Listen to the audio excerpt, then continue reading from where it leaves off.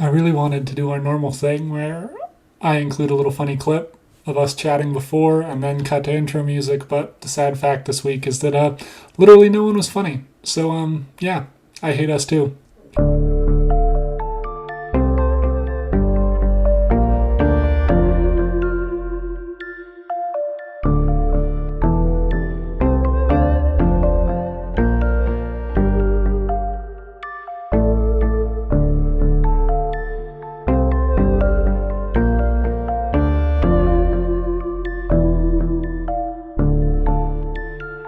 Hello and welcome to The Right Can't Read, brought to you most recently by NPR. My name is Robert Sharkey and I am joined today by Aaron and Rachel. Aaron, Rachel, could you please tell me something that only white people in the suburbs could care about? Yeah, no, thanks for that wonderful introduction. I feel so happy to be here. I listen to your show every day, and every day I just, I need that little burst of positivity in my day as I have to commute through really, really dangerous neighborhoods where sometimes I see an ethnic restaurant. I think one thing for people to keep in mind is, Starbucks stores are starting to unionize, which I sounds like a good thing in practice, but often leads to those stores shutting down. So maybe we should be anti-union. Thanks, Aaron. This is Rachel. I would like everyone to keep their dogs off of my nice green lawn. I have a no pooping sign, and that should be respected. Thank you. Definitely. I think that is Well, one of the biggest challenges facing cities in America today is the dog pooping situation. well said by both of you. Right now, we'll go to our commercial fundraising drive, and on our next segment, we'll be joined by Richard Spencer and Benjamin Netanyahu to talk to us about the Jewish question. No, I'm just kidding. Okay, Rachel, what's this week's episode about?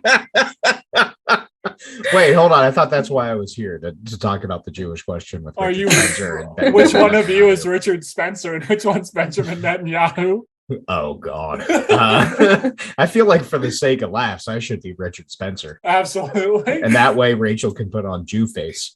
Thanks, Aaron. You're welcome. So yes, hello, ahoy. Shout out to all my Chechens. Ahoy. Yeah, that's how they say hello. Just thinking of NoHo Hank from Barry right now. That's all that's popping into my head. So for today's episode, it might be a little bit shorter than normal, but that's okay. We'll call it a little bit of a mini-sode. But I spent 7 hours watching a show. So now you guys get to hear all about it. And that's the sacrifice I made for you this week. Was that show the new Predator movie over and over again? No, not yet. Okay. Have you seen it? Yeah, it's good. Okay, it's fun. Cool. I recommend watching the Comanche dub because that's a cool touch. Okay. Yeah. Cool. Speaking of movies, I watched the first 30 minutes of Licorice Pizza today, knowing you hate it, Aaron, assuming that I would then enjoy it and it would be a gleeful, airheaded romp through teenagerdom. And it wasn't. I didn't like it. No, because that director is a joyless human being. Yeah. There was some movie that he came out with a few years ago that people liked, but it was set in the it was another movie set in the 70s and also about teenagers. And I was like, this can't be good. But people like that goddamn Licorice Pizza ran it at the Redacted Theater in Redacted for like 3 damn months, and they kept bringing it back. It's a very redacted movie. I guess so. I get that makes sense. It's set in LA and they all moved up here. Yes. And it's not even LA, the San Fernando Valley, which can go fuck itself. That's the official stance of this podcast. Is that where the porn is made? Is that where they grow the porn? That is where they grow the porn. It says right on the sign when you drive in. Yeah. welcome to the porn Brasket of America. So what show did you watch, Rachel? Anyway, thanks. So no problem. Well, before we get into that, how do you feel about snowflakes? Just snowflakes in general. No connotation. However you want. Oh, the things that fall from the sky. I don't see enough of them anymore. I like them. And I am sure in 5 years, when it no longer is cold, I will look back upon the day when there were occasional snowfalls when it used to be cold sometimes. Well, okay. Here we go. I grew up in Hawaii, so I'm stoked on global warming. Fuck Aaron and his desire to stay cold. Hawaii. So what would happen? Just assume, okay, you are in a Roland Emmerich movie, and it starts snowing in Hawaii because the world is ending because aliens put a giant black thing in front of the sun blocking the mist. They pulled a Burns.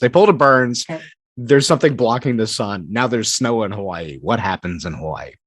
I think that in my experience, where I grew up in Hawaii, is a small town full of insane people, none of them Hawaiian. So I think that everyone in that town has truly been prepared for this since the day they lost their goddamn mind. They've already tunneled into the volcanoes. Yes. Every person in that town has like a Blofeld bunker already. And I think everyone's just immensely grateful that they no longer have to be like disproportionately insane to reality. Yeah.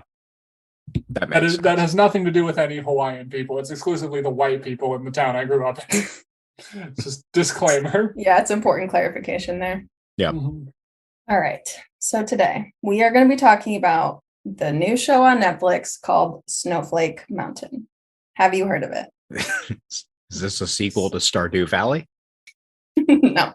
Oh. Have you seen it? Have you seen a trailer? Have you heard anything about it? I haven't turned on Netflix since they took off Deep Space Nine. Excellent. Okay. that was my Deep Space Nine delivery system, and now they took that away. I have no further use for Netflix. I might check out Sandman, but that's a biggie. This is the week when both Aaron and I get exposed right after the Warhammer episode. Yeah. We know like fucking 40,000 words about Warhammer and haven't seen a TV show that other people have watched. Nice.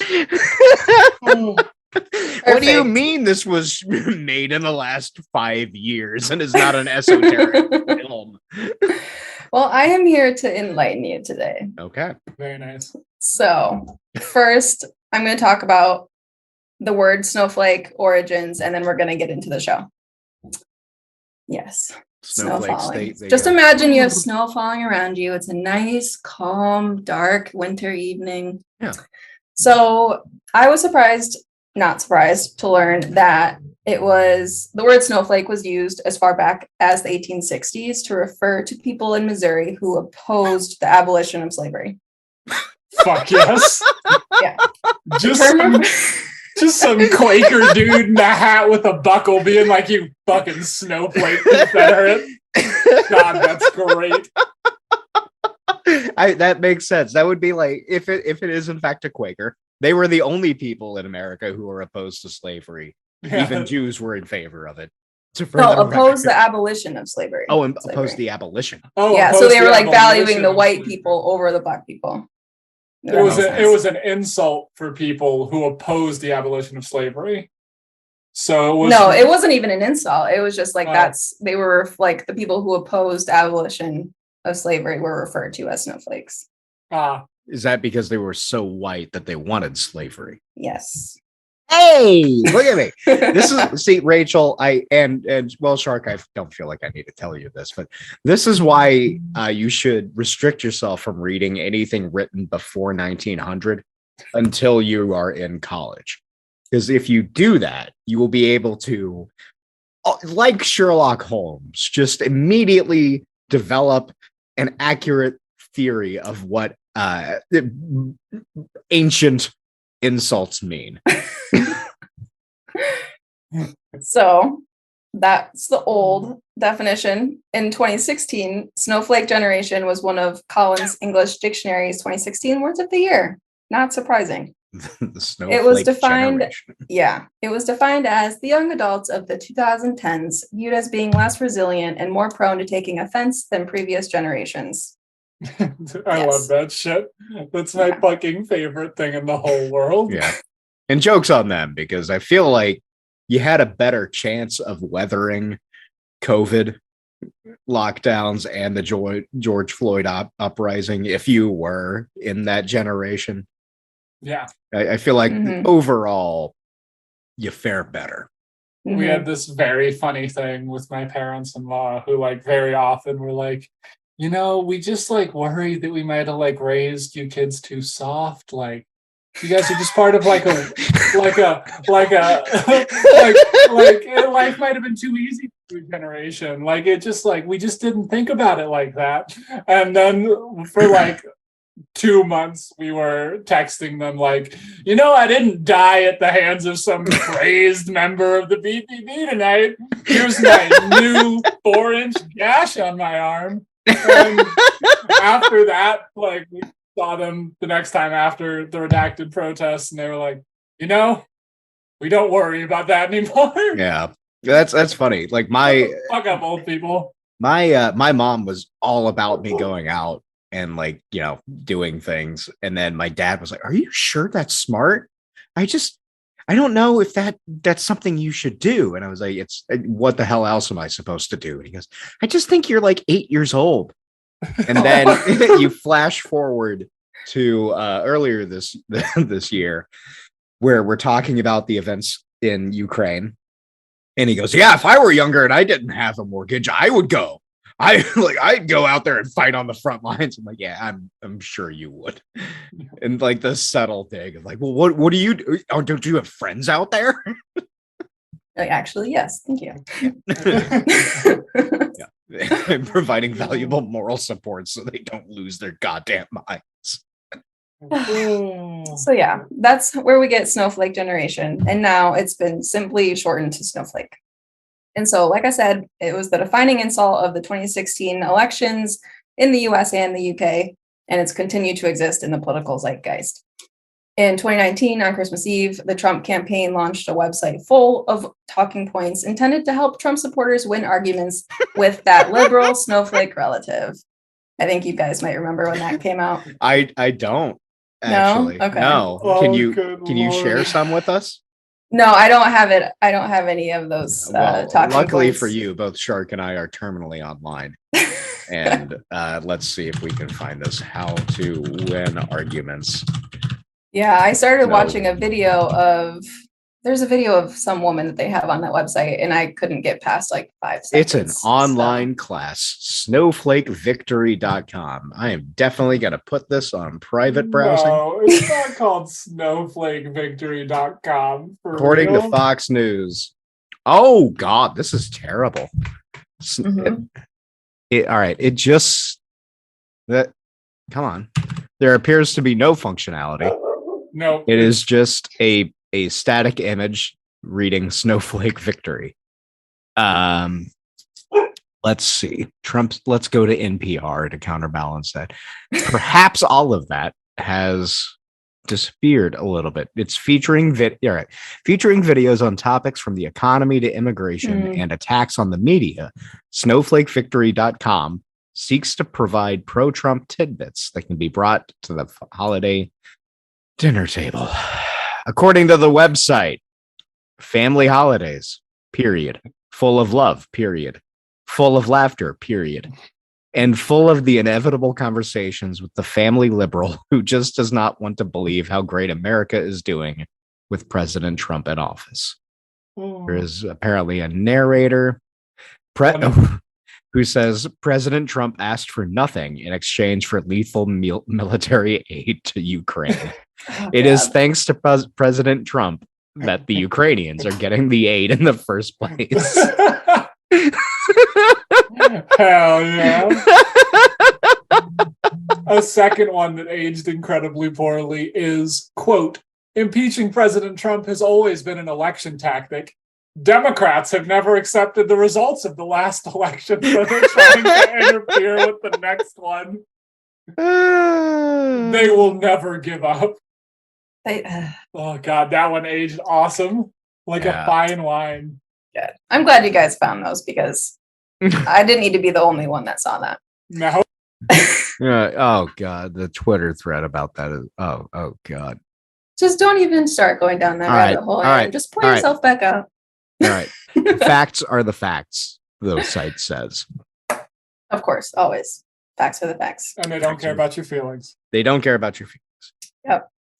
So what else? There's even a Kid Rock song released in 2021, Don't Tell Me How to Live. At one point in the song, he says, what's up with all the backlash? All you snowflakes, here's a news flash, ain't gonna tell me how to live.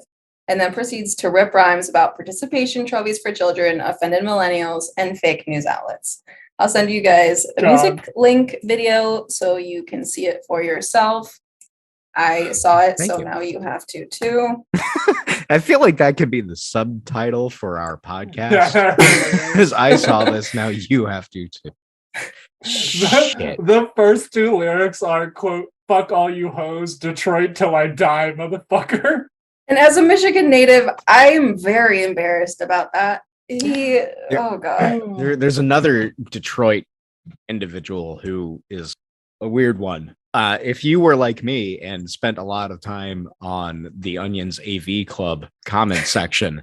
I'm glad you directly pivoted this podcast into something completely unrelatable yet again. No.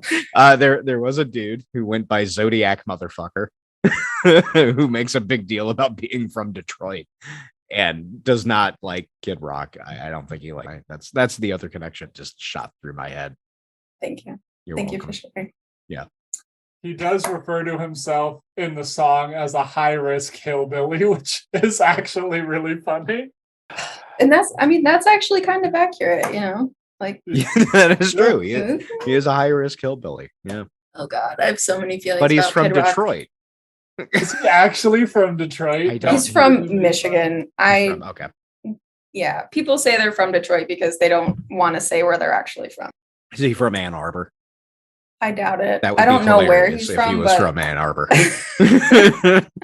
His parents are professors in the English department. His first name is Robert. He's Robert. Oh, you got another Richie. RJR up there. RJR. Spitting truths on the mic. That's what the kids say, yeah? That is what the kids say. Oh, God. He was born very far from Detroit. Not as far as you can be. He was born in Romeo, Michigan. Oh, nice. All right. Yeah, Romeo sucks. That makes sense. To continue quoting, I'm like Reverend Runn or David Lee Roth, two people who have nothing in common. Yeah. I like Springsteen, bitch. I'm the motherfucking boss. James Dean, shit. I'm more like Brad Pitt. A little less pretty, but I slang more dick. Wait, he started as a rapper. Does that mean he fucks a lot? Is that what that means? That is what that. Okay. You were, that's how the kids might say that they fuck a lot. If the kids were a mid 50-year-old dude from Michigan, claiming that, okay, we're not gonna. If anyone ever says that they're from Detroit, they're not from Detroit. I twang more riffs. I slide through grass. I rip more lines than a 10-pound bass. This has convinced me that I need to pivot this podcast into like a knowledge fight Alex Jones analysis, but about Kid Rock. I need to become the world's greatest Kid Rock expert. Oh, I've been getting so much joy in listening to that cross-examination. Oh my God, yeah. It's good. I haven't heard it yet. Anyway, I'll send it to you. He has a song called My Name is Robert too, which I am objectively gonna play when I go up to hit for a major league team. But please continue, Kid Rock. Well, that was all I had about Kid Rock. So get your last. Get the fuck out of here. We're gonna end. Thanks for coming, guys. That's the end of the episode. Oh God. Yeah. So as I'm doing this research for this podcast, I came across an image on Twitter that pretty much sums up like the whole calling people snowflakes topic. Okay. It says trigger warning snowflakes. Then it has an image of a potato that just says, I'm offended by this potato. Yeah, that's right-wing humor. Yeah. That is. And Yeah. I'd also just like to point out that they used an apostrophe S in snowflakes. Mhm. So, Snowflakes. it just keeps going on with the traditional right-wing humor. Yeah. Wait, hold on. So, Robert, does that mean that you are opposed to the apostrophe S when it's possessive? Or no, this is a joke about them not being. Yes. They would be referring God. to I can't. snowflakes. For whatever reason, like this stuff breaks me. It's like or when we started off talking about snowflake is like that, and I was just like, what?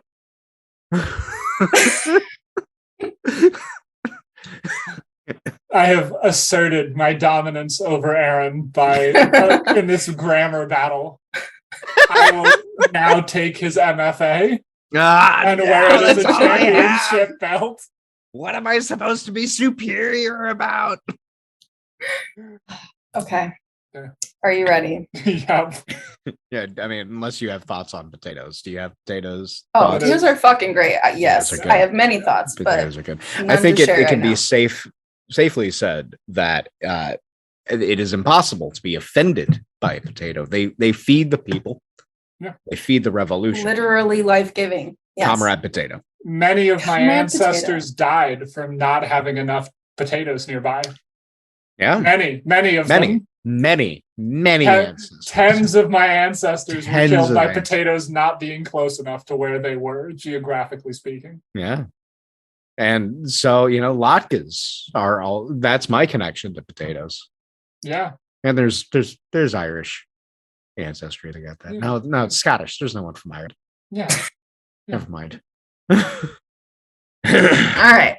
So the show Snowflake Mountain Oh yeah, on Netflix. This is what Is we're this talking like about today. Brokeback Mountain? Is this like Cold Mountain? Is Oh, this no, like that'd be that so mountain much more in entertaining. Splash Close Encounters? Splash Mountain. Close Encounters of the Third Kind has a mountain in it, or is it like the mountain in The Hobbit where the dwarves come from? It's called the Lonely Mountain, you The Lonely uncultured swine. Jesus Christ. None of the above. Thank you. Okay. The premise is 10 snowflakes, aka young Gen Zers who are Is lazy. this a reality show? Yes, it is. Yes, Oh, it is. No, I hate this so Yes. much. And you And now have I six get to words bring in. you down this journey with Oh, me. I'm so God. happy. So there are 10 people, 10 young Gen Zers who are lazy, selfish, dependent on their parents, bamboozled into a stint at wilderness camp. Bamboozled. Yeah, they were told they were going to a luxury villa. Yep. So they go to wilderness camp where a pair of military vets turned survival experts are charged with whipping them into shape. Okay. So that means That's the premise. I that means thought- they got dishonorably discharged after a week in basic training.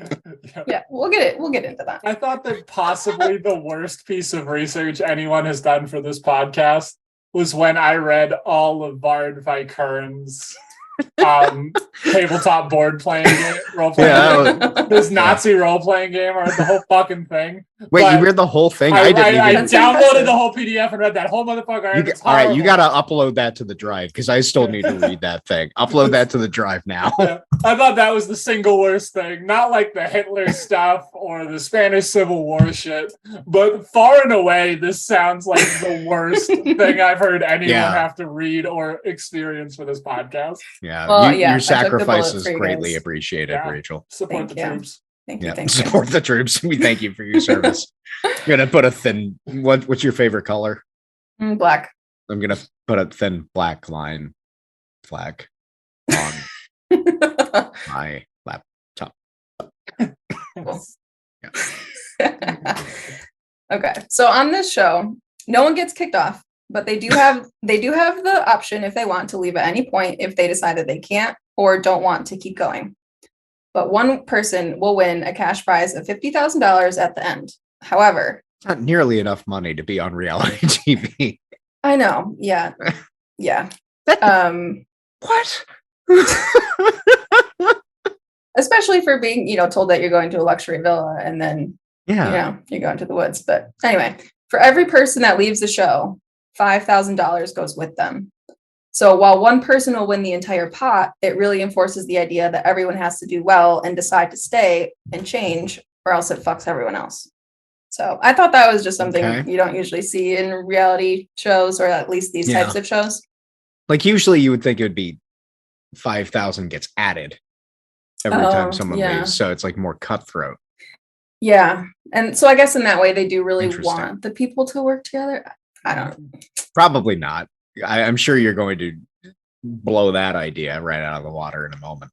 Yeah, we'll get there. Yeah. So right off the bat, Snowflake Mountain is, depending on your age, location, and political sympathies, either pandering to you or trolling you. According to the voiceover on the show, a snowflake is a young person who is considered overly emotional, easily offended, and dramatic. And its premise seems tailor-made to support the worldview of the people most likely to use snowflake as an insult. So the show. Can you describe the music for this show? Like what does it sound? What does the theme song sound like? Is it like butt rock? No, I would say it's like the intro, and like most of the primary music is like kind of like majestic sounding, like something that you would imagine is in the intro of like a wilderness documentary. Okay. You know what I mean? Does it sound like Francis Scott Key? Are they trying to reference the national? No? Okay. I don't think so. Okay. Yeah. So the show was filmed in Cumbria in the northwest of England, but it looks, I thought it was filmed in Washington. Aaron, you lived in England, right?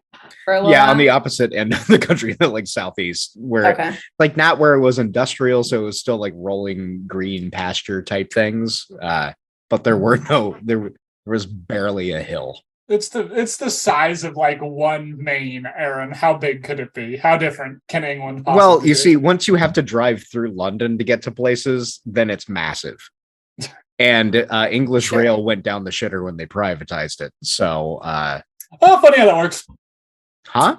Funny how that works. Yeah, funny how that works. It is. Yeah. It's real good. All right. Yeah.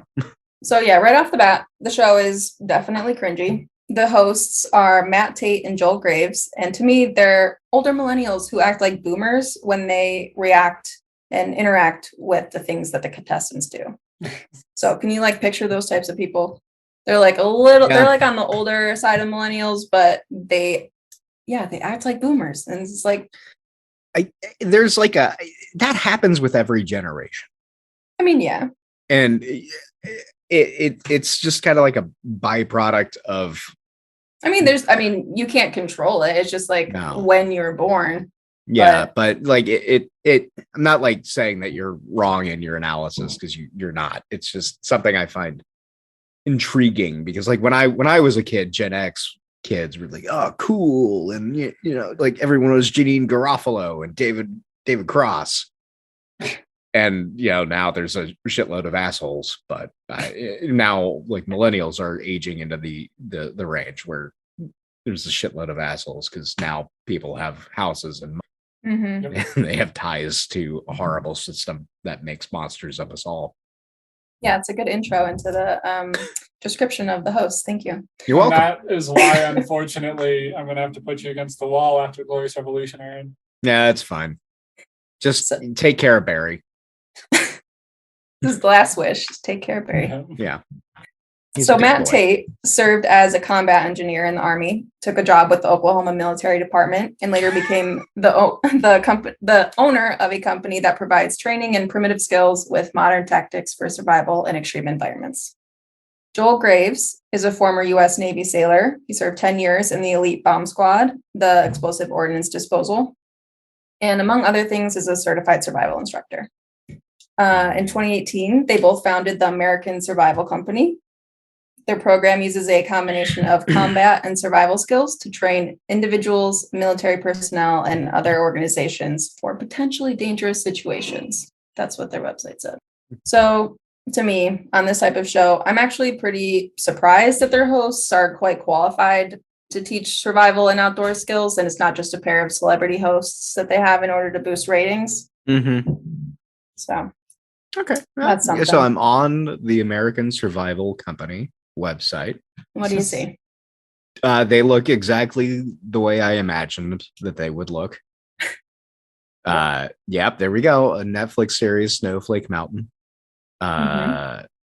Customized private training from combat in Fallujah to the remote mountains of Afghanistan and the jungles of Costa Rica. These guys have definitely done some war crimes. That's what I'm hearing here. Meet our founders and expert instructors, Joel Graves, Jacksonville, Florida, and Matt Tate, War Eagle, Arkansas. Wow.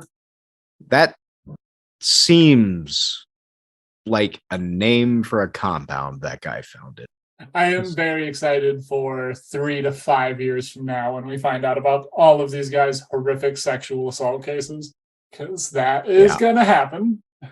Yeah. Yep. Yeah. All right. Well, that website, despite that weirdness, is not as bad as Norsk, the weird fucking thing that I shared with you on the Vikings episode, Shark. Where they train you to be a Viking? Yeah. That seems cool, but I'm sad because it sounds bad. No, they listed like Pepsi, Netflix, a couple of NBC affiliates as like forbidden organizations where if you were a part of them or gave them money, you were not allowed to join. Okay, right. Yeah. Sure. Yeah. All right. So they really do make this show as dramatic as they possibly can. The contestants are mostly from the US, 2 are from the UK, and their ages range from 19 to 26. So let me just give you a little smidge of a taste of these people. Cue the circus music, please. You're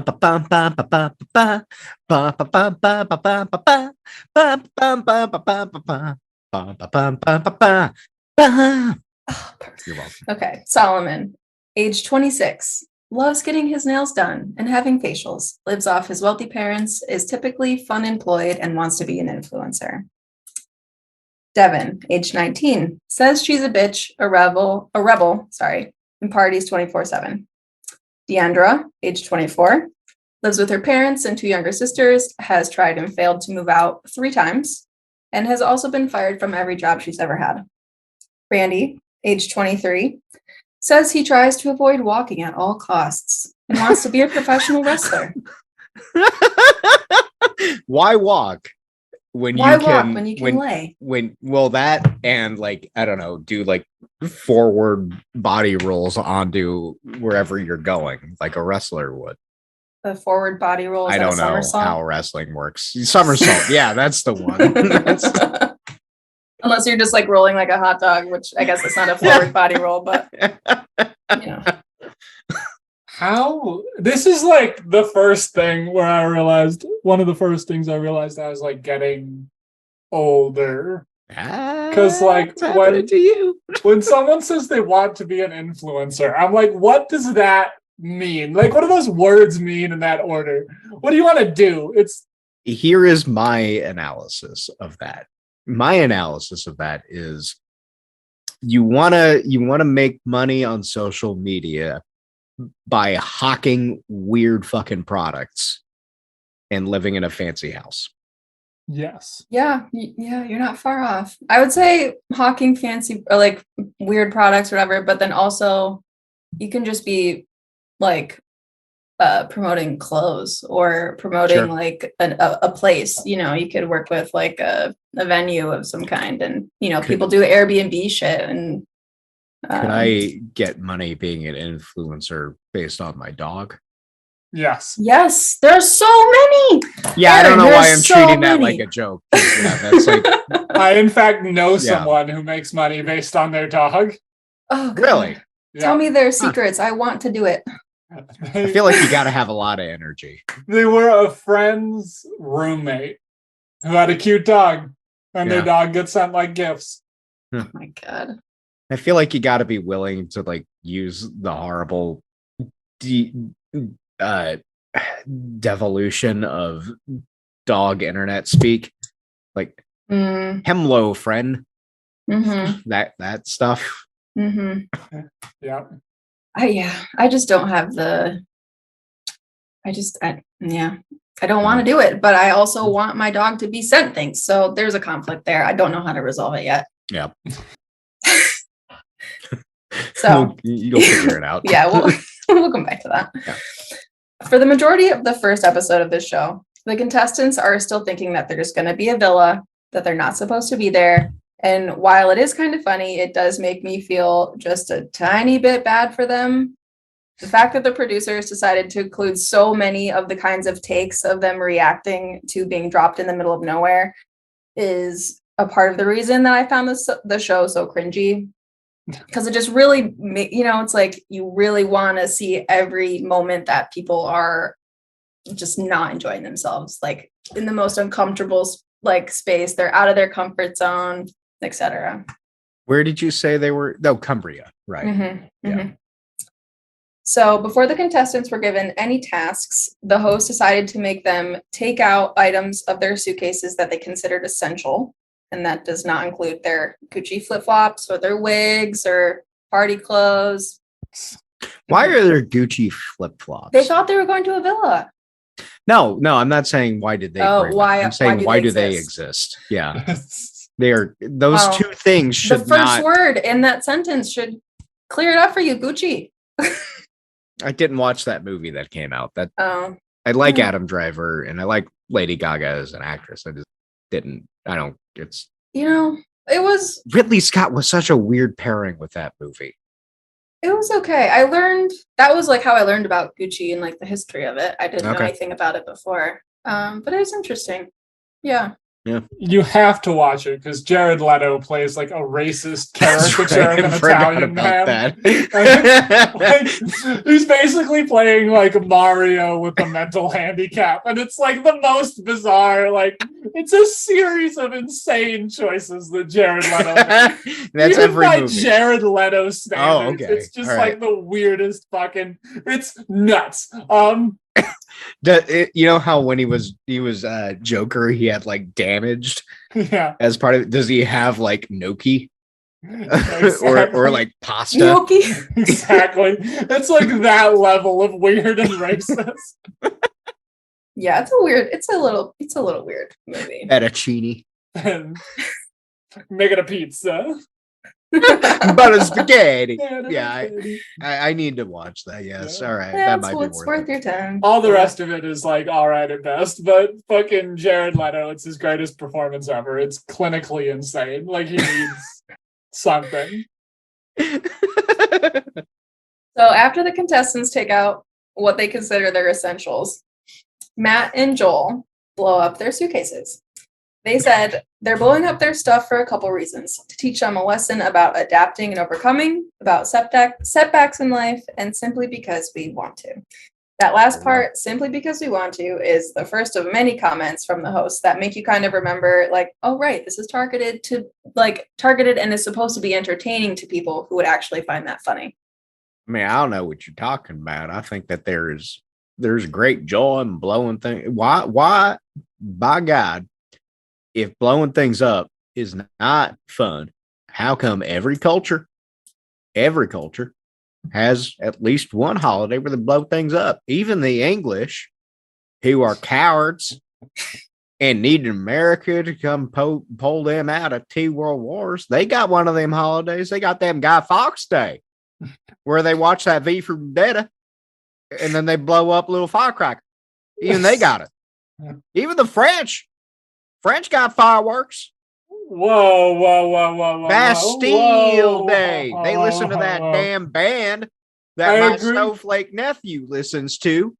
I agree with everything you said about British people, their racist caricature of an anthropomorphized possum. But don't say bad things about Bastille Day. No, I love me some I love me some Bastille Day. I was chatting with people at work about a day I was taking off around then. I was like, yeah, it's just basic. Just treat it like, Bastille Day Eve. And they're like, we're not gonna do that. One of the people who worked on this TV series also worked on The Apprentice. One of the producers. Oh, that makes one of the executive producers worked on The Apprentice. Reality Sad. TV, man. Yeah, it's makes sense. it's something Yeah. because we want to. And the other one worked on The Circle, which is also Oh The God. Circle. What is Have the you guys Circle? watched that? Oh my God, I'll do that next time. Jesus Oh my Christ. God, it's the No, Is fucking that I'm is just that kidding. about I've ever Zen? seen. No, it's No. awful. Oh. It's so 'Cause awful. then it They has a make circle. everyone okay. So everyone is like in their own apartment. They basically Oh, is this don't Dragon leave, Age? but 'Cause they they have just to have to go into be. circles. Yeah, No, they're exactly. like connected by like their TVs essentially, and What? it's It's like if Logan Paul wrote 1984. Oh God. It's the worst thing. yeah, it's pretty horrible. bad. It's If pretty you want to bad. like spiral directly into nihilism with no hope of ever returning, watch the whole thing.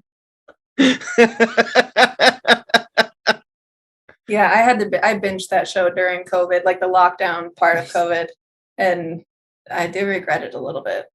But See, I just played Divinity Original Sin 2.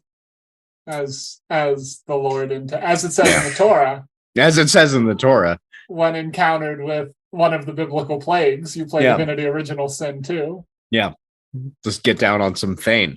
Yeah, the wise words of Abraham. Exactly. Wise and learned.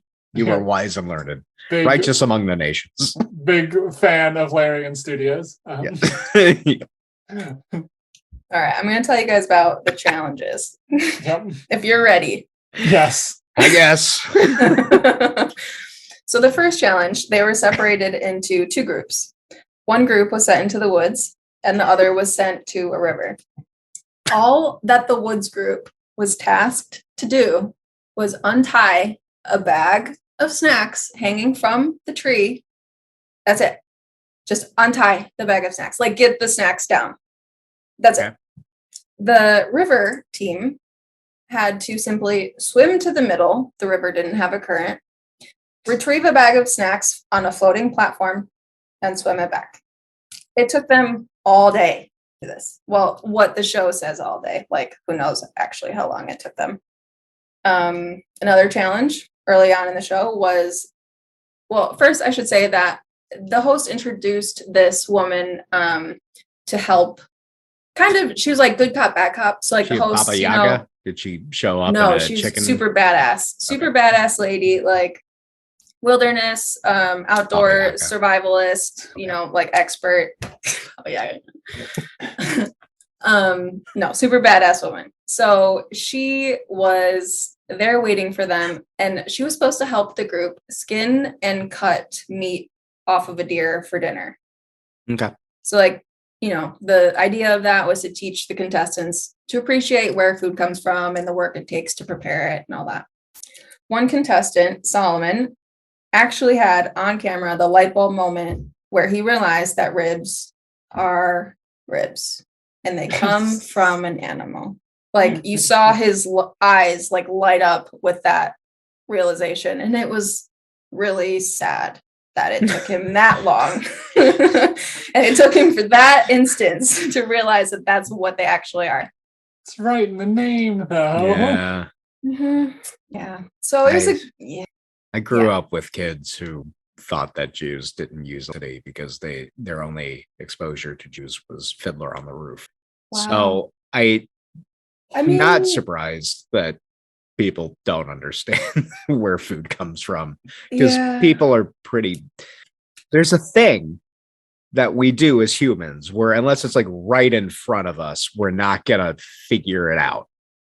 Yeah. Well, and you know, now with like the whole the food industry, like we're so far removed from where it comes from, like people don't get educated, you know. Yeah, I mean, I didn't have anything that egregious, but when I was in college, there was a dude who was in the like agriculture sciences, I think, department at Tennessee, and he came back from break with a bunch of ground beef, and written on the packages was like Daisy.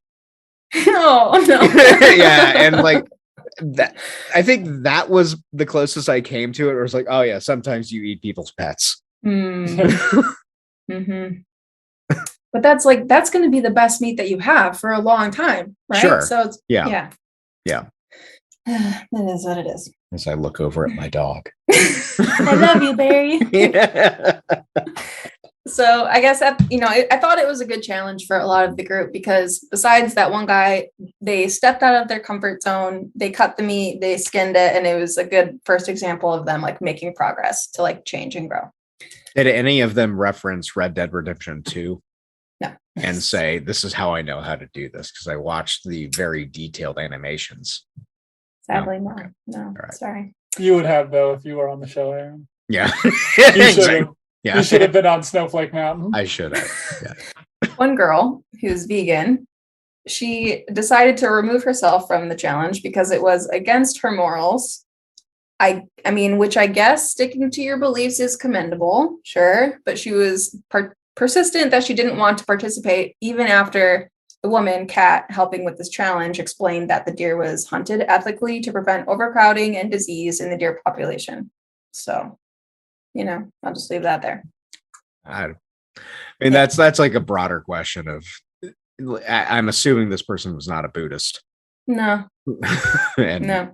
did not object on those grounds, but I'm sure she had a ton of opinions about Buddhism, though.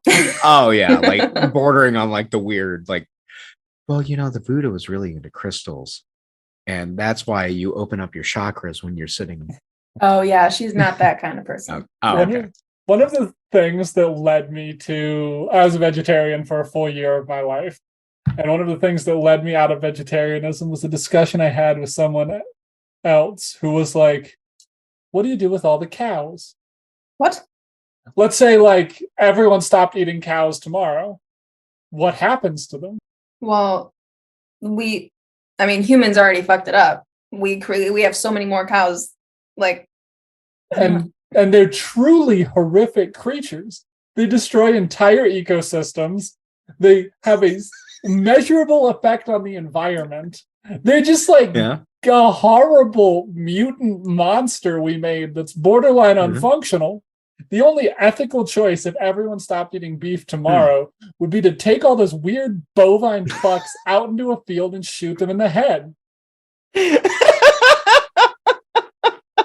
I want to see you back in Redacted in a just kind of not a skill share situation, but some just open forum and share this opinion. Just ranting at city council. Yes. What are you gonna do about the cows? Yeah. I mean, I don't know. I guess that's a. It's not a bad question. I mean, yeah. If everyone was a vegetarian tomorrow, cows would be a huge fucking problem immediately. You would have to kill a lot of them. Yeah, but only because we made it the problem so bad. Yeah, but it exists. Like, you have to do something about it. It's like our fault. But you have to I guess by saying, well, it's our fault. It's like how, I know a few people who are very, very against cats. Yeah. Because cats are pretty destructive to the environment. I'm kind of one of them. Yeah. And like if you let them outside, they decimate bird populations because they're little murder machines. Yeah. And it's like you stop yourself from asking, well, what do you propose? Because the answer will make enemies out of vast swaths of humanity. I propose we do the same thing that French people did in the Middle Ages and just mass murder cats on one day a year. Yes, we take them to the tallest bell tower and throw them off to keep the devil away, as was established by the medieval clergy. The purge, but for cats only. Yeah, exactly. I like it. No, I think that's one of the. I don't think there's like a bad. I don't think being vegetarian is bad. Like, be vegetarian. Yeah. But I think you have to acknowledge to some extent that like the murder of animals is an ethical requirement in the modern day in a way that's really hard to understand. I mean, going back into like the deer thing that the survivalist was talking to the vegetarian about, it's like deer are pretty destructive to things. And, for all of the many laughs I've had about the 30 to 50 feral hogs thing, hogs are pretty destructive too. It's, Yeah, I mean, there's a balance for everything. Yeah, there's a reason hunters and hunting is like fine Mhm. if it's not done for just dick measuring purposes. My Exactly. thesis here is cows are dog shit and need to be purged. So over the last several years, I've been trying to cut down my meat intake and Mhm. restrict it mainly to like chicken.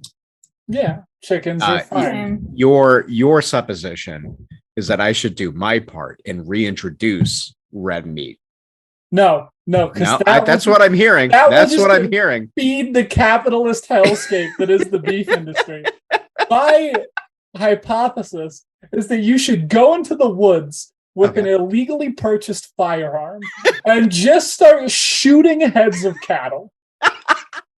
What if I That's don't want to probably incitement. I'm just kidding. I don't want to spend the money. What if I study in detail the images of the guy who assassinated Abe and reconstructed his gun? So I didn't buy anything. There you go. And then went on my I got to play Hitman, but for cows. Yeah, as long as you wind up in the woods killing several hundred cows a year. It's the only way forward. This is my shining golden path. There'll be some just dairy farmer and meat farmer. I don't know. Something's happening with these cows. I saw Chupacabra. Mm-hmm. A small, hairy man roams the woods, tearing apart the bovine menace. This could be your manifesto. Is against the bovine menace a manifesto? It's a pretty good title. Is. But a problem in the state of New Mexico, where I currently reside, is that killing a head of cattle, just like randomly slaughtering cattle in the woods, could technically land you in jail for a very long time, like comparable to murder.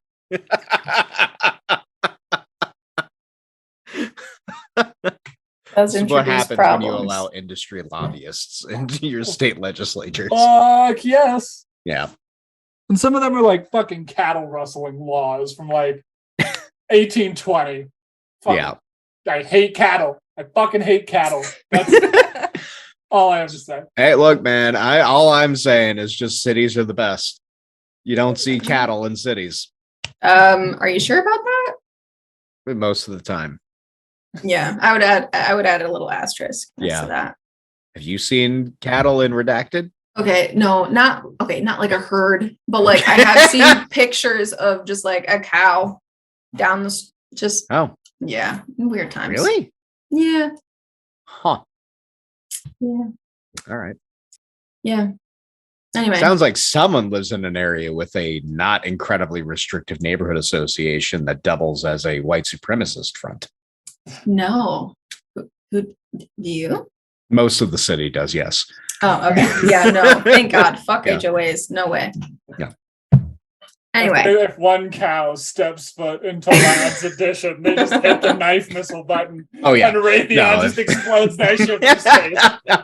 Comrade Raytheon. If there's like destroyer of if the no drama llama pops up in Irvington, they just Drama llama. call dozens of cops and they just swarm and just blow it to hell. No. The no drama llama is protect at all costs, Aaron. Hey, You see I'm in him on favor the of train, protection. that is a good luck omen. Hey, I like the llama. Okay, good. Yeah, Just making sure. yeah. Llama's good. Cool. Yeah. Okay. Other challenges, which I'm not going to really go into, but we're cutting down a tree with an axe, like a handheld axe this big, very Sure. small. Learning how to follow Karens along a trail and how to use a compass. Oh, Karens. Karens, yeah. Yeah. You guys sorry. know what There Karens was a are? whole challenge that was just seeing if you can notice rocks. Yeah.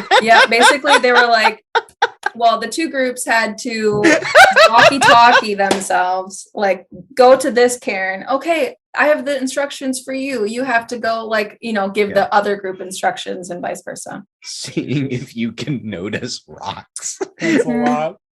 Yeah. So at this point, I feel myself leading into the show, starting to root for the contestants. I kind of am starting to want them to succeed. and grow. Mhm. Disclaimer, I was also happily stoned out of my mind, but I can't imagine how that would have any impact on how I perceive the show. None whatsoever. None whatsoever. Yeah. So I'm jumping over some details, like when they introduce a new campmate, how the rest of the camp finds out that Solomon convinced his group to steal food from the river back from the first challenge. What does that mean, steal food from the river? So you know how they each had, like, the woods group had to get their food from the tree and the river group Sure. had to get their snacks from the platform. So the river group had like a lot of sweets and like marshmallows and cookies in that bag, and they decided to keep it for themselves instead of share it with the other okay. group. I see. Yeah. I thought So- they like went down the river to a Tesco, No, shoplifted a bunch of like 1 pound sandwiches. unfortunately, no. Okay, those are horrible. If you ever find yourselves in the UK and you like, oh, I just need a quick bite, you go into a Tesco, you find a £1 sandwich. Don't buy that. Okay, leave it be. Things have never been going well for me when I'm in a gas station No. thinking to And- myself, what is there to eat? I do Yeah. have to say, gas stations or rest stops in Italy and Spain, they will hook you up with hot sandwiches. So good. Good to They- know. Yeah, they do not disappoint. At least there's one nice thing about fascism. Spain is nice. Well, the bits of Spain that I've been to, they're nice. Most of Spain is nice. Malaga is a very nice city. When did Franco stop ruling? Well, yeah, I'm not saying that I was there during Franco's rule. I'm not attributing the very relaxed atmosphere, the lowest stress levels I've felt in my entire life, any of that to Franco, to be clear. You are directly saying that thanks to the hard work of General Francisco Franco, you had a lovely vacation. Exact. No, that was a work trip, and I was still the most relaxed I've ever been in my life. Malaga is a wonderful city. Spain sounds Yeah. awesome. I'm still jealous that you went to that, That for was Rick. I was wonderful. pretty jealous of you. the fucking sidewalks in the city center are marble. What? Marble? Yeah. I was wearing nice shoes to walk around, and I was sliding all over the place because they had no traction. God damn it. They're marble sidewalks. Yeah, it was great.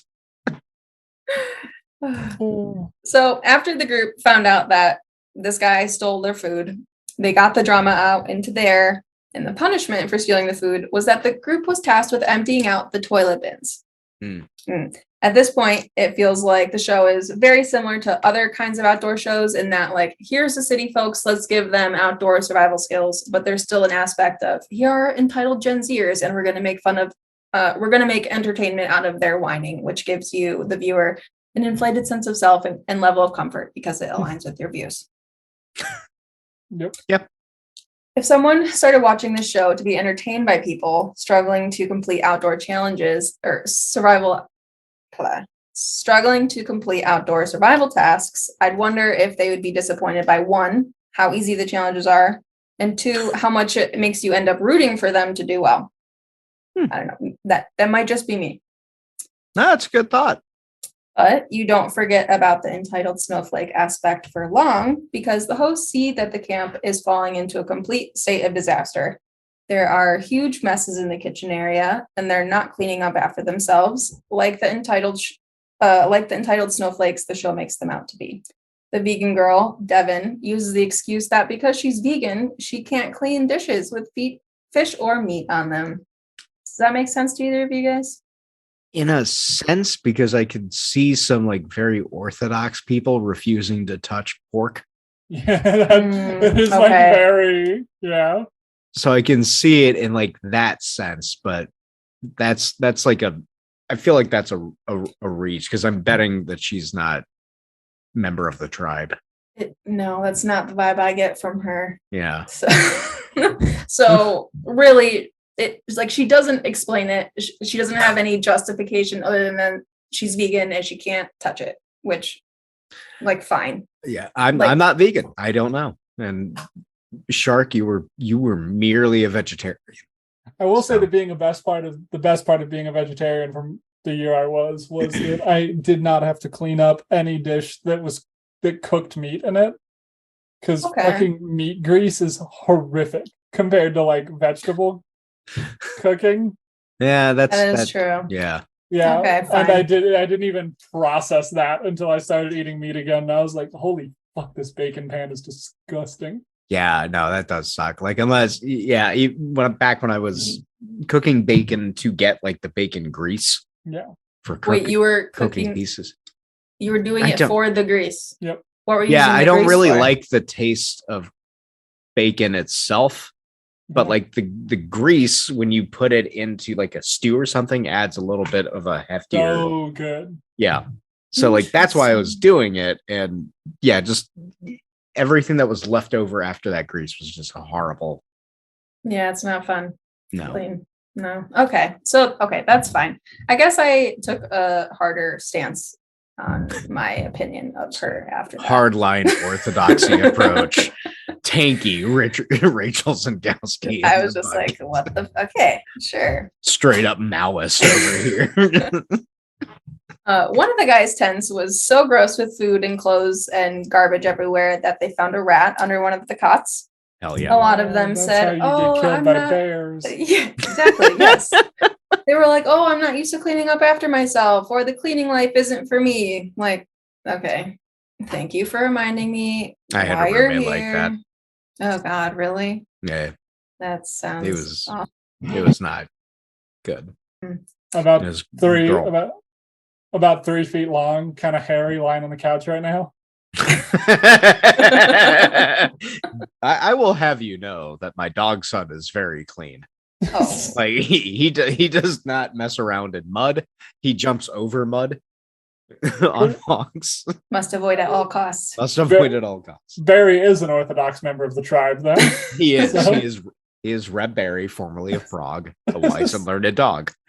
Awesome dog. He had his Talmud, education from the Rebbe of Prague, and he has carried that lineage now. And he has a lot of thoughts. That's one of the reasons I stopped making bacon. Was he gave me these looks. He's just very dissatisfied, and like you have a mezuzah on your door, and yet you make bacon in the apartment. I'm now imagining Barry of Prague in a yarmulke making a golem.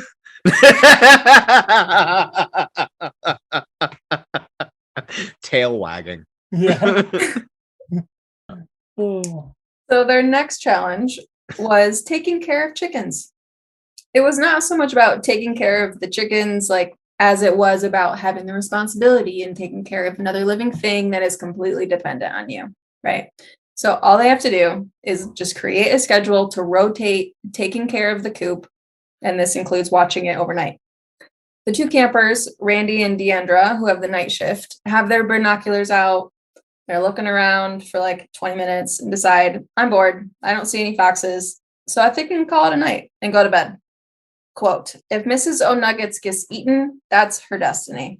They named Mrs. O'Nuggets. Yep. All right, that's pretty good. Yep. So That's her Obviously. destiny. Who Yeah, am I I mean- to stand in the wheel of karma? yeah. I mean, yeah, that's Yeah. They made their choice and it was the wrong one. So they failed as a group and now they get punished as a group. So they failed to take the responsibility that the host gave them. And now, according to Matt and Joel, they have no choice but to follow direct orders. The host decided to treat the contestants like they are in the military. Early wake up call, 1 minute to get changed and outside, lots of yelling, making them plank outside while they're waiting for the rest of the group to come out. And so at this, like the point of this was trying to teach them to take accountability for their actions, and they need to take responsibility for their mistakes. So as punishment, they made them do just random workouts. The host kept saying, the why does not matter. That sounds like military from what I know. Yeah. So every time someone complained or was slow or didn't want to do something, they took $1,000 off the prize pot. Jesus. So again, I'm jumping over some details here where they work with people one-on-one, like Devin, the vegan girl, trying to get to the root of like their problems. So like for her, why she's so confrontational, how she needs to learn how to not have such a hard exterior, etc. They keep pushing themselves, and they eventually make it through the day, ending with a prize pot at $35,000. Most of the contestants do seem to understand that things are challenging, but it's a part of the growth process, and they're also helping each other reflect on their behaviors and like accept that they need to change their attitude and emotion if they really want to take anything away from this experience. Yeah, and it's fine. The last 2 episodes are about the final challenge, hiking up a mountain. At this point, most everyone is positive. Referring to that thing that I think most of us do for fun. Even I do that sometimes.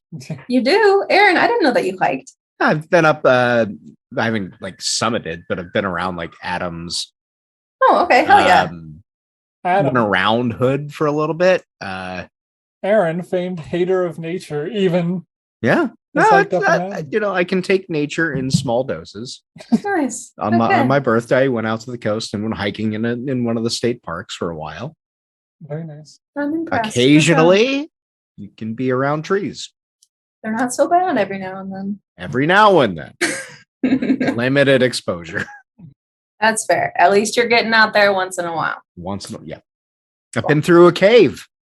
Speaking of caves, I just listened to There's Your Problem about the cave. That cave, one's a fun one. Disasters. Yeah. Yes, I would simply not go into the cave. Yeah, it's a good episode. Yeah. Anyway, so at this point, everyone's like really positive while apprehensive. They're ready to take on the mountain. Some people are really scared. What mountain is it? Do you know?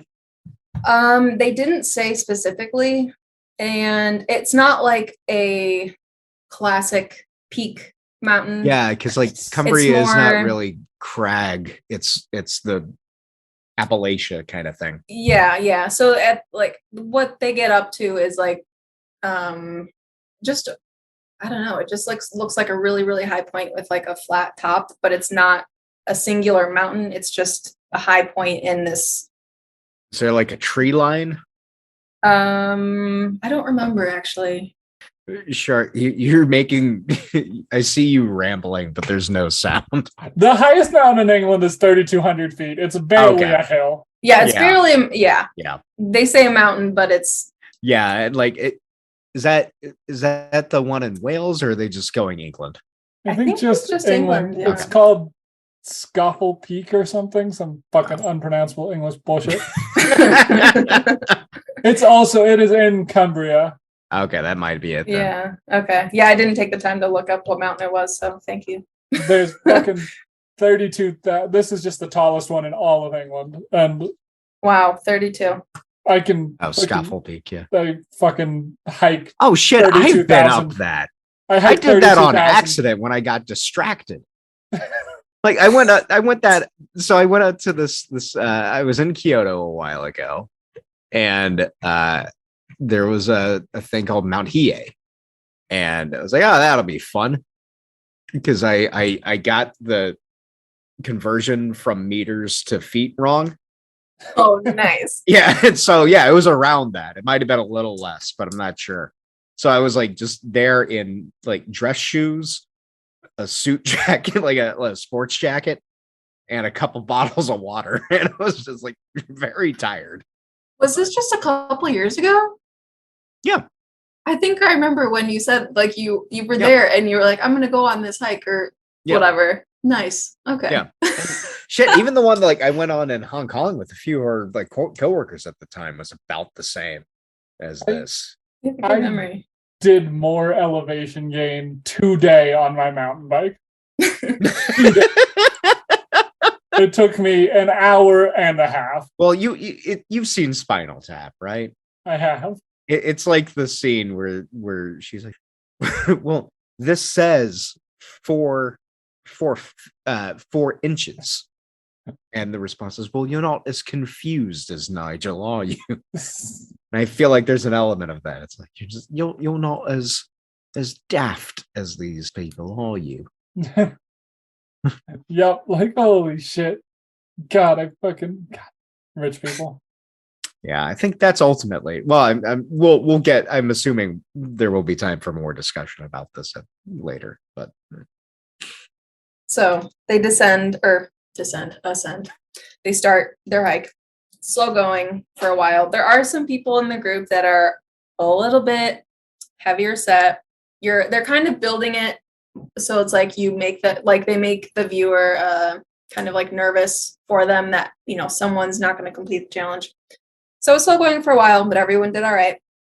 And once they are close to their base camp, first of all, they have a base camp to like have it for the night, and then they summit the next day. So they're making this like into a large thing, but like Base we just camp said, it's for, not like really 2,500 feet. Yes. Base camp for something that you can see. Yeah. The top Yeah, yeah. of. All right. So one contestant, Carl, felt his knee start to lock up. The medic took a look at it and said that he needed to turn back. Carl did not like this and couldn't accept it. He wanted to keep going, but the show said no. So he freaked out. He swung his pack, like took it off, hit it on a rock, dislocated his shoulder, and then fell and popped his knee out of place. The one that was hurting. What? So then he got carried off by a 16-man rescue team and was unable to complete the challenge. Jesus. So, yeah. The group kept going and continued to climb and made it. They stopped at base camp for the night. And then the next day they kept going and continued to climb and made it to the top. The host said, it's a good reminder of the fact that you don't know what someone is capable of until you give them a chance, which was super refreshing from someone who called people snowflakes. I, for one, was surprised that all of the contestants, except for Carl, were able to make it through the full length of the hike because, like I said, there were some like overweight people and they didn't have much confidence going into it. But once they got to the top, they were super excited, really owning it. And it was like just nice to see. So, Aaron? Did the host call them snowflakes during?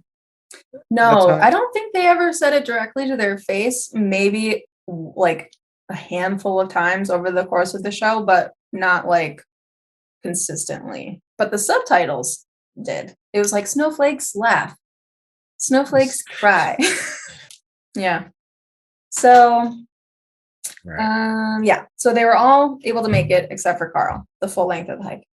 Once they returned to camp, the host surprised them with their suitcases and all of the stuff that they pretended to blow up in the beginning of the show, which reminded everyone, or which made everyone realize how materialistic they were going into the show. In the end, the host chose 3 finalists, and the remaining contestants who were not the finalists voted for the winner out of those 3. And the winner won the full pot of $50,000. So before the start of the hike, the host got everyone together and was like, even though you were down to, 35,000, we're, surprise, it's back up to 50. So it's all just like a fucking mind game, right? Yep. So I'm not going to give any spoilers. I'm not going to say who won. Spoilers.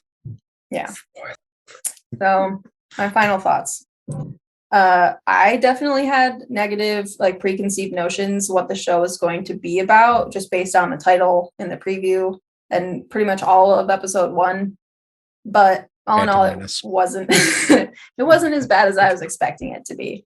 I remember when, a couple months ago, when I saw the show on Netflix, I saw the title. I immediately recognized that it was making fun of people, using the term snowflakes forever. I'm like, nope, and kept going. So it wasn't as bad as I was expecting it to be. Ringing endorsement. You know what? Yes, it is. Okay. Because a lot of people also feel like they saw it on the list in Netflix and they're like, well, I'll get to that thing. Okay. So, like I said, kind of throughout all of this, while the contestants themselves are just generally spoiled, annoying city people, by midway through the show, it seemed like there was more attention and focus on the objective of trying to make them grow and face their fears and push themselves and change in a positive way, which was really refreshing, and I was not expecting it at all. So I also want to make it clear that I left out a lot of the reality TV aspects. There's definitely a lot of drama.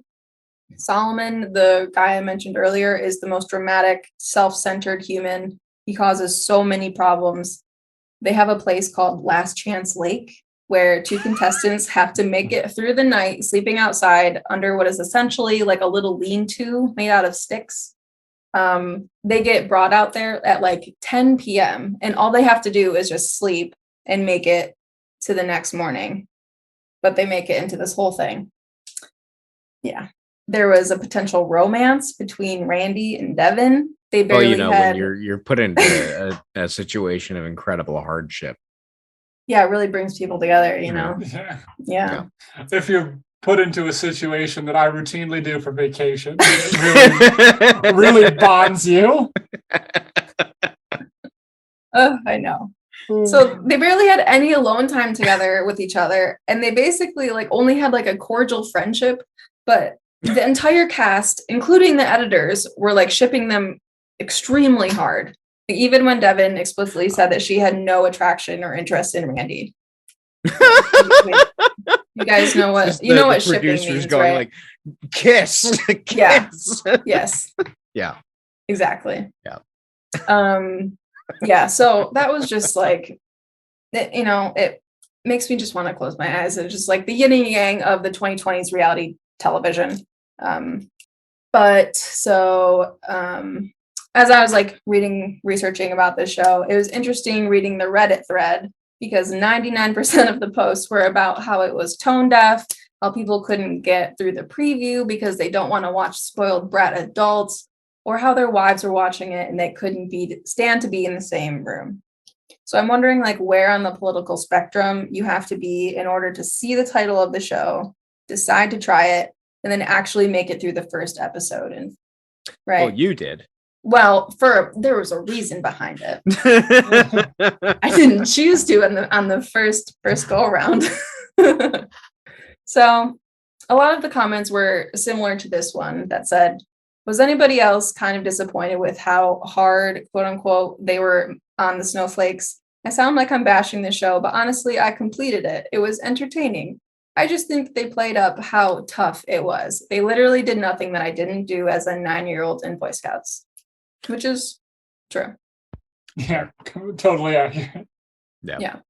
Another Reddit comment, which turns like this whole thing on its head, was all I could think was, please could someone send me to this perfect remote mountain oasis? Do I have to act more like a snowflake to make this happen? Snowflakes do get everything handed to them. Yeah, and honestly, I agree. The location, the camp setup, the teaching of basic camp and outdoor wilderness skills is something that I would very much like to partake in. So I agree. I want someone to set up a nice camp, for me and teach me outdoor skills. So in a nutshell, that is the show Snowflake Mountain. What are your thoughts? Any final feelings? I will not be watching this show.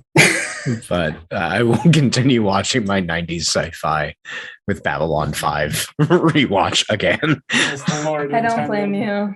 Yeah. I don't know. I kept throughout this. I was thinking about there have been like 2 or 3 reality shows that I've enjoyed. One was Survivor Man with Les Stroud, I think his name was, and he was like Bear Grylls, but not weird. I mean, kind of weird because he's a survival dude, but it was just him and a camera. Not like as gimmicky as Bear Grylls. Yeah. And he always like capped off an episode by playing a harmonica. That was nice. Then like I liked, there were elements of like Kitchen Nightmares or whatever, the one where Gordon Ramsay goes to a restaurant and tries to save it, that I liked. Okay. Yeah. And then the new one with Nathan Fielder, The Rehearsal, which isn't really a reality show, but kind of is. What is that on, by the way? It's HBO. Oh, okay. Yeah, it's really, really good. Really, really, really. You see, it's very, very redacted. Okay. There's like the whole premise is like he helps people like obsessively rehearse for things that they have to do in life. And one guy's task is to convince his brother to allow him to be on their grandfather's will again. And part of the stipulation of the will was that this guy couldn't marry or go out with a grave digger, or not grave digger, gold digger. No, I want it to be a grave digger. Well, and so there's a scene where like Fielder hires this actor to portray the guy's brother, and they're sitting down in this replica of a fast food chicken restaurant they always go to. And the brother, the actor playing the brother is like, I just don't know about your girlfriend, man. She just seems like she's in it only for money. And the guy's like, no, man, she's just a Jew. That's how they are. And Fielder like goes, hey, I don't want to like try and influence the way that you speak, because this should be like you interact, but that's really anti-Semitic. And the guy goes, no, man, that's just how it is. She's just a Jew. And he goes, are you listening? That's just really anti-Semitic. I'm not trying to influence you. I just want you to know that. And the guy goes, okay, yeah. And that's awesome. So you get these weird glimpses into people. Yep. Strange man, Nathan Fielder. He is a very strange man. I think that's one of the reasons I like this show. Yeah, those are the only ones that I've ever attached to. Shark, do you have a thing? Do you have a show? I like the crafting reality shows. Where it's like, we got fucking 8 blacksmiths together, some bullshit like that. I can watch those. I appreciate those too. Blown Away slabs, Forged in Fire slabs, all those like Netflix shows about people making stuff in ovens. Big fan. Does that creep into like the baking, cooking reality shows? Oh, absolutely. No? I was yes? a chef Okay, for a brief time, so I'm like addicted to cooking shows. Have you seen the Chocolatier one? Oh my god, that guy's a fucking The School of Chocolate. Yes. Yeah, that's a good one. But my main takeaway from the Snowflake Mountain journey is that like one of the things that like gets me about the whole snowflake discourse is how it's by the like most sensitive people in the world who call people snowflakes. Yes. And it's like clearly made for people who also couldn't complete those challenges to sit at home and call someone a snowflake for not completing those challenges. Yeah.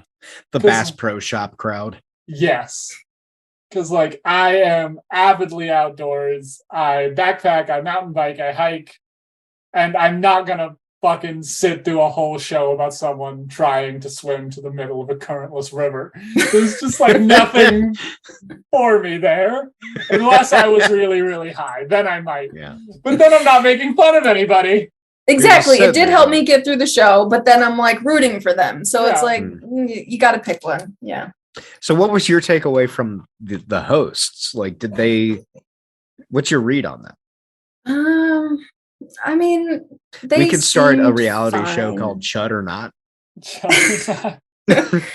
Like they were fine. Like the comments, like some of them I feel like were like intentionally like they threw in like the snowflake language and more like intentional, like bring it back to that like premise of like we're trying to like maybe make fun of these people or like make them feel bad, or I don't really know what the point is there, but so using that language.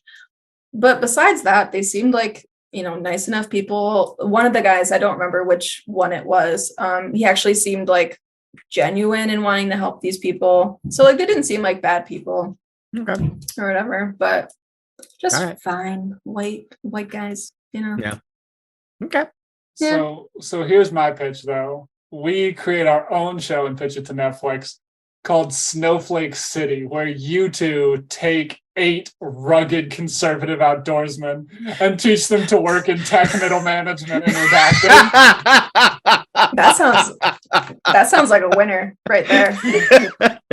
No, look, okay, you can't say that on a conference call. What do you mean I can't say that? No, exactly. That level, you're dealing with people from Korea. That's not how their culture works. No camouflage t-shirts in the office. You're not in engineering. You can't wear that level of weird shirt. Yeah. That's just... It's just you trying to explain to 8 people you went to high school with what a food cart pod is.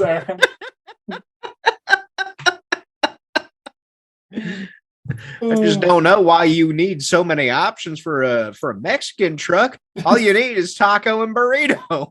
What's a sushi burrito? Yeah. I'm still perplexed by that. They're delicious. Yeah, I've had them. There's just a little like short in my brain. That's my pitch. Netflix, call me up. We'll option like the it. show. Yeah, I'm looking forward to seeing Shark the producer. Yeah. Yeah, that's my true calling, paying people to make movies. I was at a party the other night and I was talking to this girl and she was like, yeah, I was like, oh, cool, you're an artist. And she was like, yeah, I am. And I was like, what do you do? And she was like, I just really want to like be a movie producer. And I was like, the fuck is that? Like it came out of my mouth or I like remembered that I was talking to another human being. I was like, fuck does a movie producer do? And she was like, you like get the money together and you make sure everything's working. And I was like, how the fuck is that art? Wait, yeah, so that just sounds like project management. Yeah, it is. Yeah. See my name, Leo Bloom Lights. I want to be a producer. It's everything I'm not. Aaron, I didn't think that you liked musicals. I like The Producers and I like Fiddler on the Roof. Okay. Aaron has created an intense hierarchy of every musical's Jewishness, and those were the top. Clearly. Cabaret is surprisingly up there. I watched that for the first time recently, and I mean, it's not really high on Jewishness, but it takes place in 1933, so it's high on the level of the people who were next to your people in the concentration camps. That's exactly. It's got the queers. Yeah, so many. Yeah. Famed Scottie Pippen of the Holocaust. Gay people. Oh, God. Oh no. I mean, tell me I'm wrong. I'm not going to comment on that. I don't. That's like right up there with doing like the genocide Olympics. Well, your guy killed that many people. Wow. My guy only killed this many. In the genocide Olympics, it is fair to say that the #1 feeder school is Harvard. This is true. A lot of professional people go pro in genocide from the Ivies. Absolutely. Rachel's sitting there like, I just wanted to talk about reality TV, and they brought it back to genocide. No, that's what I agreed to this podcast because of that. Because you bring it back to genocide. That's actually what I like talking about. You better open up like one of the last calls you're on. It was like, hey guys, I wanted to talk about genocide for a bit before we get started with regular business. Well, I can now. I'm be gone in 2 months. Exactly. You just open it up with. So right now, have you ever heard of a deep cut called the Hologomer? Oh God, I don't think they're ready for that. Probably. Ask them who was the Scottie Pippen of the Holocaust. That's an icebreaker. There you go. Do that at work. That's an icebreaker. In your opinion, who is the Scottie Pippen of the Holocaust? Yeah. If you were one member of Hitler's cabinet, who would you be?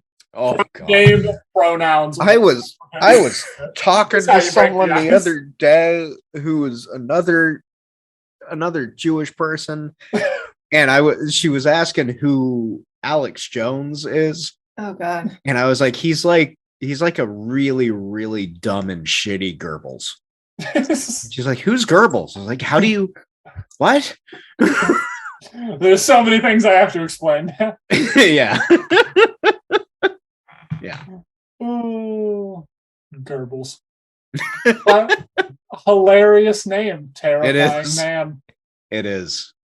And I feel like that's one of those names that is easily misconstrued, because it's like that prime weird slice of German where nothing about it makes sense vowels wise. No.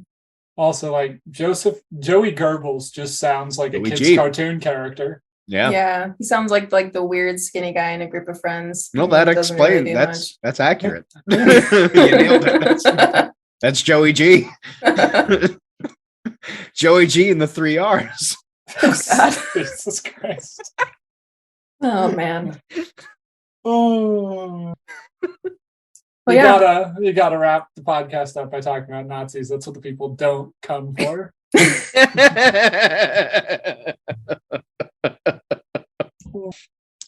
Well, that's good. Yeah. Well, that's all I got for you All right. today. Nice. That's solid. I thought we were literally gonna be talking about scientific facts about snowflakes. That's what I was envisioning.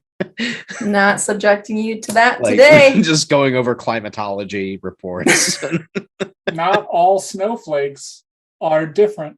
Fun science fact about snowflakes. I'm sorry, but I was told throughout my entire life that each snowflake is. They aren't. Well, you just had your Perry Mason moment right there, didn't you? Yeah, I did. Yeah. I have won the podcast, and now we can all go home.